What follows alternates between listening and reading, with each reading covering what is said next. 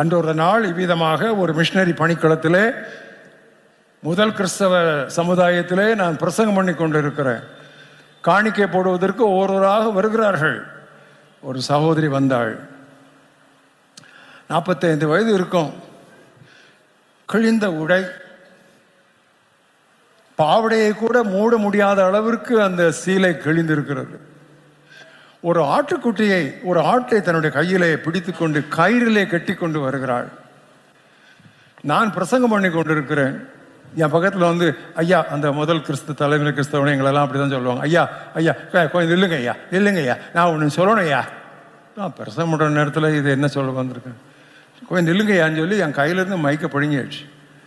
பிடுங்கிட்டு அவள் சொல்கிறா, இயேசுக்கு ஸ்தோத்திரம், இயேசுக்கு ஸ்தோத்திரம் அப்படின்னா. என்ன இவன் என்னத்தை உளர போகிறாளோ தெரியலையேன்னு நினச்சேன். ஏன்னா அவளை லேசாக கொடுக்க மாட்டோம். ஏன்னா அப்படி கொடுத்தா அவங்க என்னத்தையாவது சொல்லிட்டு போயிடக்கூடாது. சண்டையெல்லாம் கூட அங்கே சொல்லி விட்ருவாங்க. என்ன அப்படின்னு நான் சொல்கிறா,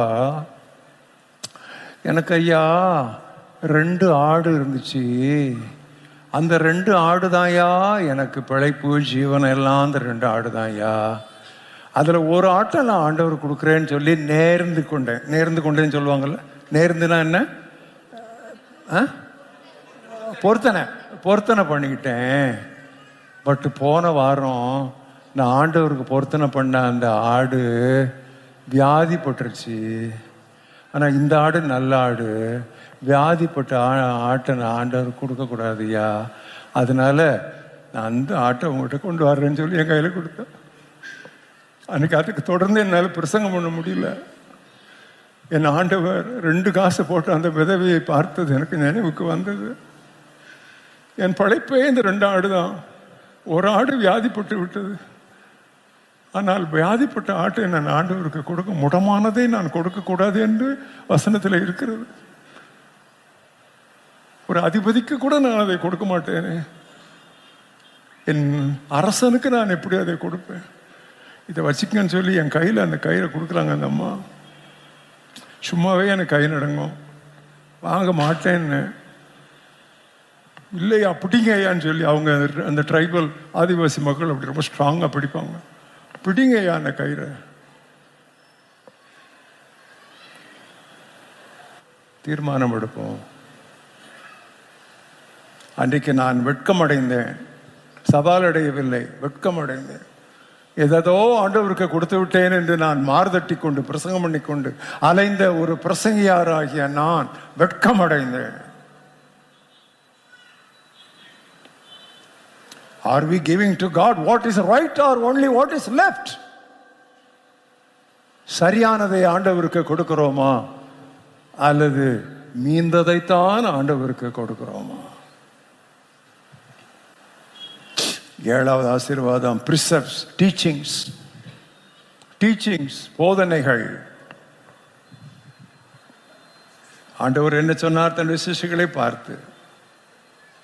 நான் இருட்டிலே உங்களுக்கு சொல்லுகிறதை, நோட்டில் எழுதி வைங்கன்னு சொல்லல, இருட்டிலே நான் உங்களுக்கு சொல்லுகிறதை கூரையிலே நின்று நீங்கள் பறைசாற்றுங்க. What I tell you in the dark, shout it aloud from the housetops. எவ்வளவு நோட்டில் எழுதி வச்சிருக்கோம், எவ்வளவு டைரியில் எழுதி வச்சிருக்கோம், எவ்வளவு சத்தியங்கள் கேட்டிருக்கிறோம், 52 பிரசங்கங்கள் கேட்கிறோமே.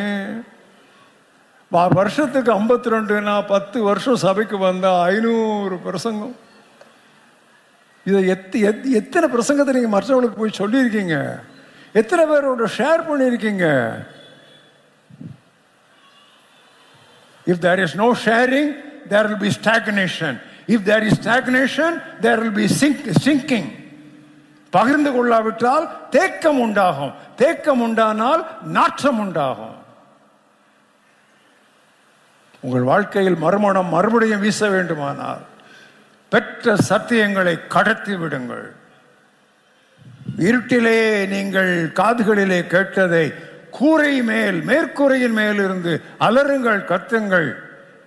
கடைசி மனிதன், கடைசி மனுஷி திருவசனத்தை கேட்கட்டும்.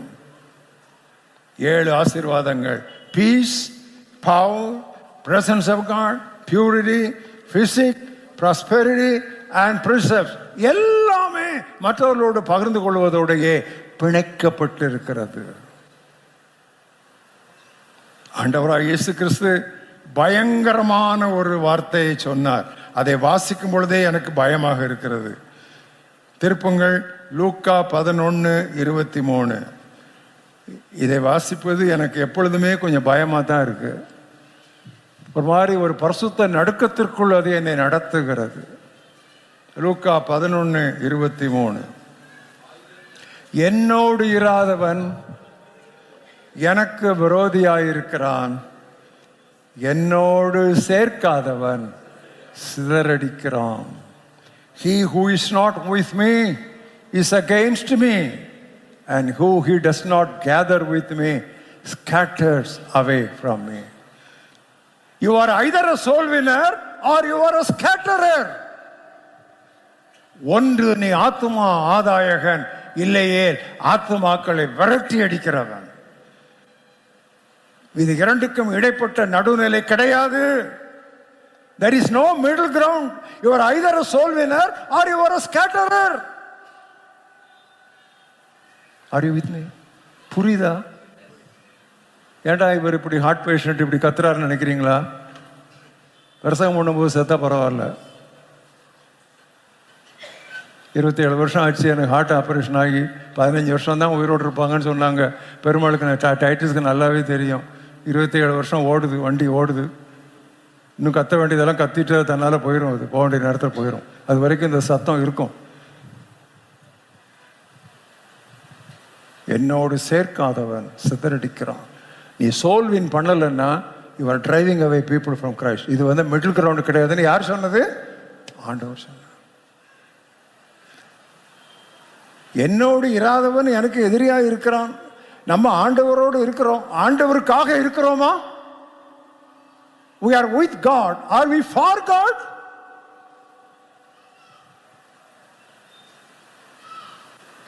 நீங்கள் பூமிக்கு உப்பாக இருக்கிறீர்கள். உப்பை வந்து உப்பு குப்பியில் பாட்டிலில் வச்சு டைனிங் டேபிளில் அப்படி நடுவில் வச்சுட்டா சாப்பாடெல்லாம் ருசியாயிடும். அப்படியா? அப்படி என்ன செய்யணும்? அதை எடுத்து ஸ்ப்ரே பண்ணணும் ஃபுட்டில். பூமிக்கு உப்பாக இருக்கிறீர்கள். இப்போ வந்து நம்ம சபைகள் வந்து உப்பா இல்லை, உப்பு கரிக்குது. ஏன்? தூவப்படலை. உப்பில்லா பண்டம் குப்பையிலே கிடக்கிறதே, அவர்கள் மீது இந்த உப்பு தூவப்படவில்லை. பூமிக்கு விளக்காயிருக்கிறீர்கள் என்று சொல்லி படுக்கைக்கு அடியிலே வச்சிருக்கிறோம் நம்முடைய விளக்கை.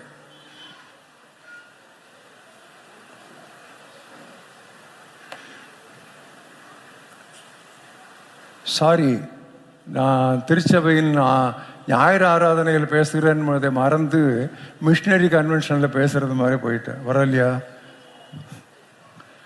அதனால தான் அவர் இன்னைக்கு கம்யூனிஸ்ட் சர்வீஸை வரை கேன்சல் பண்ணிட்டாங்க. ஏன்னா அவருக்கு தெரியும் அன்னை வந்து வளர்ந்த பிரசங்கி, நீண்ட பிரசங்கின்னு அவருக்கு தெரியும். Not only tall preacher but long ப்ரீச்சர்னு தெரியும். எப்போது அந்த 3 மணி நேரம் பிரசங்கம் கேட்கும்போது என்னடா எப்போ நிறுத்துவார்னு யோசிச்சிருக்கீங்களோ? அப்படியே வசனத்தை உட்கொண்டிருக்க அந்த காலம் பேசிக்கிட்டு இருப்போம் செய்தியை. எனக்கு 1 மணி நேரம் 1.5 மணி நேரம் ஆனோடனே எனக்கு பிளாடர் ஃபுல்லாகிரும். நான் கொஞ்சம் ரெஸ்ட் ரூம் போயிட்டுருவோன்னு நினைப்பேன். கேட்பேன், ஒரு 10 நிமிஷம் அப்படி போயிட்டு சொன்னா நோ அப்படி நான் என்ன பண்ண அடக்கிக்கிட்டே அடுத்த 1.5 மணி நேரம் பிரசங்கம். அது எழுப்புதல்ப்பா, அது எழுப்புதல்ப்பா. சாயங்காலம் ஆரம்பித்து ராத்திரி வரைக்கும் பிரசங்கம் பண்ணார்ல, எல்லாம் உட்காந்து கேட்டாங்களா? ஏசி ஹாலா? சேர் போட்டிருந்தாங்களா? கேட்டாங்கல்ல.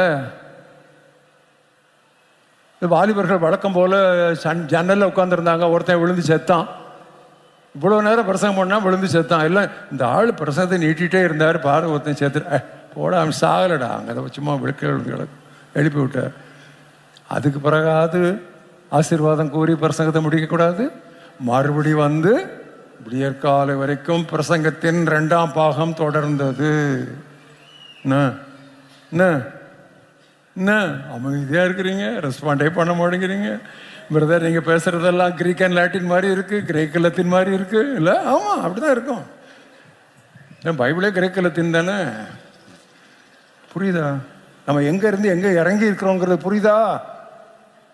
உங்களை தட்டி எழுப்புவதற்காக, திட்டி தீர்ப்பதற்காக அல்ல, தட்டி எழுப்புவதற்காக கர்த்தர் இந்த காலை வேளையிலே என்னை உங்கள் மேல் நிறுத்தி இருக்கிறார். ஒன்று சொல்லட்டுமா? ஆண்டவர் 4 நேரம் போ போ போ போனார். முதல்ல என்ன சொன்னார்? உன் வீட்டுக்கு உன் சிநேகரிடத்திலே போ அப்படின்னார். ரெண்டாவது என்ன சொன்னார்? வீதிகளுக்கும் தெருக்களுக்கும் போ அப்படின்னார். மூணாவது என்ன சொன்னார்? எதிரே இருக்கிற கிராமத்துக்கு போ அப்படின்னார். நாலாவது என்ன சொன்னார்? உலகம் எங்கும் போனார். கோ கோ கோ கோ. 4 சர்க்கிள் போட்டார். முதல் சர்க்கிள் நட்பு வழி நற்செய்தி பணி. ரெண்டாவது சர்க்கிள் அயலக நற்செய்தி பணி. மூணாவது சர்க்கிள் கிராமப்புற நற்செய்தி பணி. நாலாவது ஃபைனல் சர்க்கிள் அகில உலக நற்செய்தி பணி. அழகாக ப்ளூ பிரிண்ட் போட்டு கொடுத்தார். அதைத்தான் ஆக்ட்ஸ் 1:8 எருசலேம், ஜூதேயா, சமாரியா, அட்ரமோஸ்ட் பாட்டர். நம்ம ஆண்டவர் ஜாமெட்ரி எங்கே தான் படித்தாரோ தெரியல, அவ்வளோ அழகாக ஜாமெட்ரி போட்டு. புரியுதா உங்களுக்கு? ஒரு பிக்சோரியல் ரெப்ரசன்டேஷன் உங்களுக்கு கொடுக்குறேன். உங்கள் மனசில் இதை அப்படியே பதியட்டும். இந்த வருஷம் உங்களுக்கு பழைய வருஷம் மாதிரி இருக்கக்கூடாது. நான் எப்படி உங்களை வாழ்த்தினேன்? ஹாப்பி நியூ இயர்னு சொல்லலை. என்ன சொன்னேன்? ஹார்வெஸ்ட் ஃபீல்டு நியூ இயர்னு சொன்னேன். கவனிச்சிங்களா? தனிப்பட்ட முறையிலும் திருச்சபை என்கிற முழுமையிலும் this year should be a harvest field year. இங்கே எத்தனை பேர் மேத்தமெட்டிக்ஸ் பிஎஸ்சி எம்எஸ்சி எழுமுங்க? பிஎஸ்சி மேத்தமெட்டிக்ஸ், எம்எஸ்சி மேத்தமெட்டிக்ஸ் எழுமுங்க. உங்களை நான் கேள்வியெல்லாம் கேட்க மாட்டேன், சும்மா எழுமுங்க. அப்படி பயப்படாதீங்க. BSc mathematics 1. மேத்தமெட்டிக்ஸ் கஷ்டம், அதனால நிறைய வேறு யார்? Maths teachers. மேத்ஸ் டீச்சரே இல்லையாங்க ஒருத்தர் தம்பி. நான் பிஎஸ்சி எம்எஸ்சியா? பிஎஸ்சி. நான் ஒரு கணக்கு. அடுத்தது அம்மா எழுப்பிட்டாங்க தயங்கி. அம்மா நீங்கள் மேத்ஸ் டீச்சரா? மேத்ஸு. வேறு யார் மேத்ஸு இல்லையா? சரி, நான் உங்களை 2 பேருக்கும் ஒன்று சொல்லுவேன், எனக்கு ஹெல்ப் பண்ணணும் கணக்கு பண்ணுறதுக்கு. சரியா? இந்த சபையில் 100 பேர் இருக்காங்கன்னு வச்சுக்கோங்க. ஜனவரி மாதம் இது. சரியா? இந்த 100 பேரும் இந்த மாதம் முடிகிறதுக்குள்ள 31 தேதி லாங் மந்த்து, இந்த மாதம் முடிகிறதுக்குள்ள ஆளுக்கு ஒரு ஆத்மாவை ஆதாயம் பண்ணினால், நல்லா கவனிங்க, ஒவ்வொருத்தரும் ஜனவரி மாதம் ஆளுக்கு ஒரு ஆத்மாவை ஆதாயம் பண்ணினால், இன்பக்கா சொல்லுங்க, ஆளுக்கு ஒரு ஆத்மாவை ஆதாயம் பண்ணினால் ஜனவரி 31ஆம் தேதி எத்தனை பேர் சபையில் இருப்பாங்க?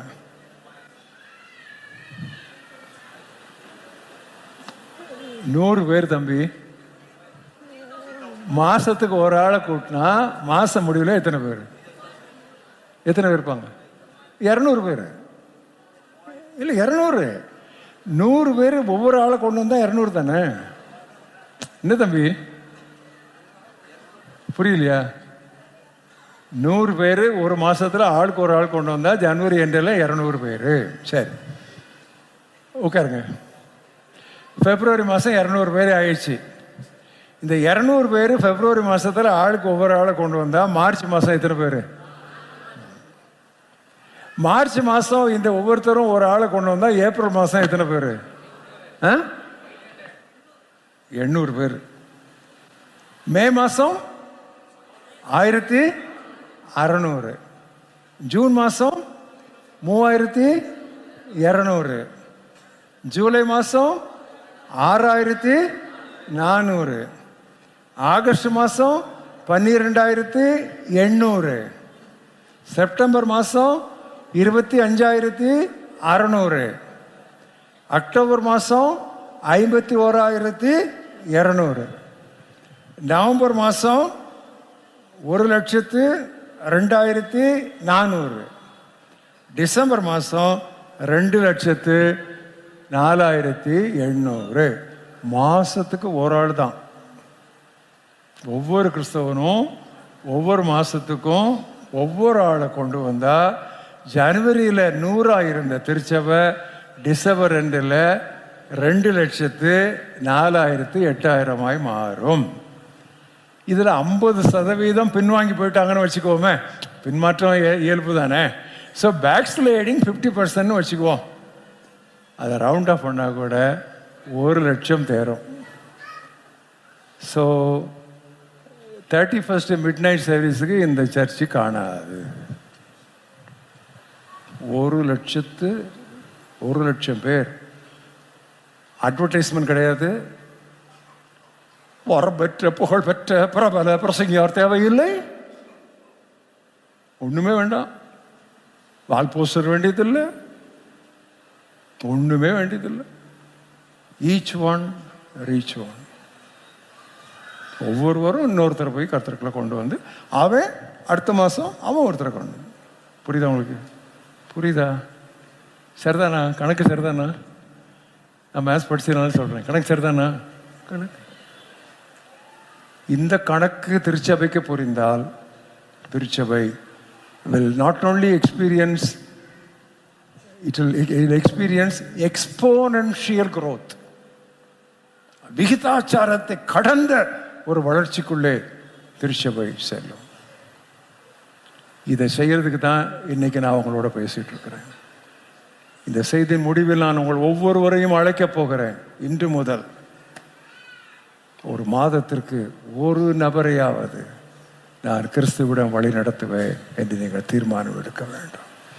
இதுவே உங்களுடைய வாழ்க்கையிலே நீங்கள் எடுக்கக்கூடிய மிகப்பெரிய தீர்மானமாக இருக்கும். அப்பொழுது லூக்கா நற்செய்தி நூலுக்கு ஆமேன் என்று லூக்கா முடிக்கிறார், அப்போஸ்தலர் நடவடிக்கைகளுக்கு ஆமேன் போடவில்லை. 28 அத்தியாயம் முடிந்த பிறகு ஆமேன் போடவில்லை. ஏன் தெரியுமா? அப்போஸ்தலர் 29ஆம் அத்தியாயத்தை எழுதி முடிக்க வேண்டியது நீயும் நானும். அதை திறந்து வைத்திருக்கிறார்.